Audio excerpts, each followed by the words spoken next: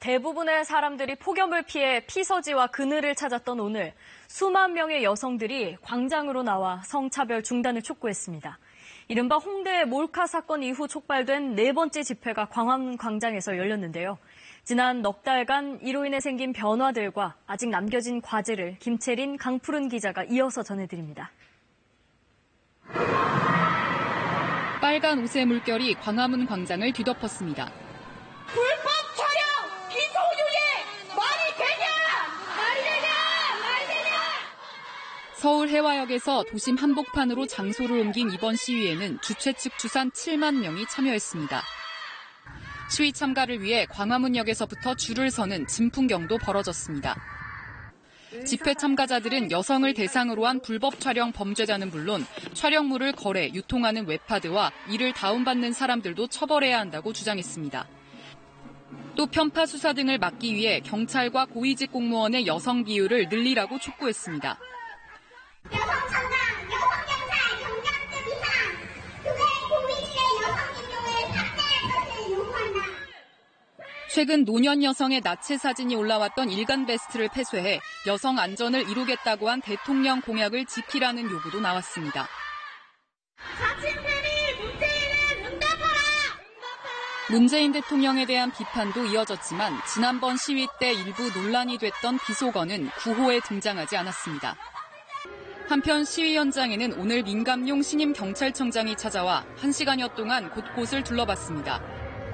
민 청장은 현장 목소리를 들으러 왔다는 입장만 간단히 밝혔습니다. KBS 뉴스 김채린입니다.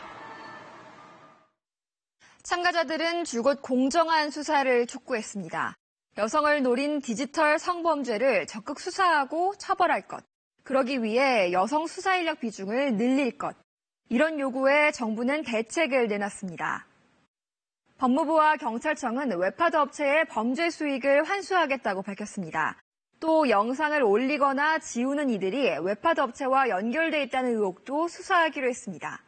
전담 수사 조직도 신설됩니다.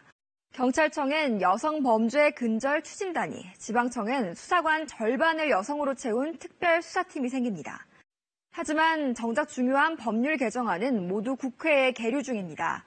촬영 행위를 처벌하는 성폭력처벌법 14조는 수차례 개정안이 만들어졌지만 국회에서 통과된 건 하나도 없습니다. 웹하드 업체에게 불법 영상 삭제 의무를 부과하는 법안도 2년째 상임위에 발이 묶여 있습니다. 전문가들은 불법 영상물의 유통 경로를 강력하게 단속하는 게 우선이라고 지적합니다. 피해 여성의 삶을 파괴하는 불법 영상을 단돈 100원, 200원의 야동으로 소비하는 구조를 뿌리 뽑기 위해서인데요. 아동 청소년법처럼 영상을 배포하거나 다운받은 사람 양쪽을 강하게 처벌하는 법안이 나와야 한다고 말합니다. 인터넷에 평범한 단어를 검색해도 여성의 신체 사진이 나오고 피해 여성에게 별명까지 붙이는 사회. 77일 4번의 시위가 이어지는 동안 여성들이 느끼는 세상은 과연 얼마나 달라졌을까요? 화장실과 탈의실은 물론 집 안방에서도 몰카 걱정을 해야 하는 현실이 나아지기 전까지 주최 측은 집회를 이어가겠다고 밝혔습니다. KBS 뉴스 강푸른입니다.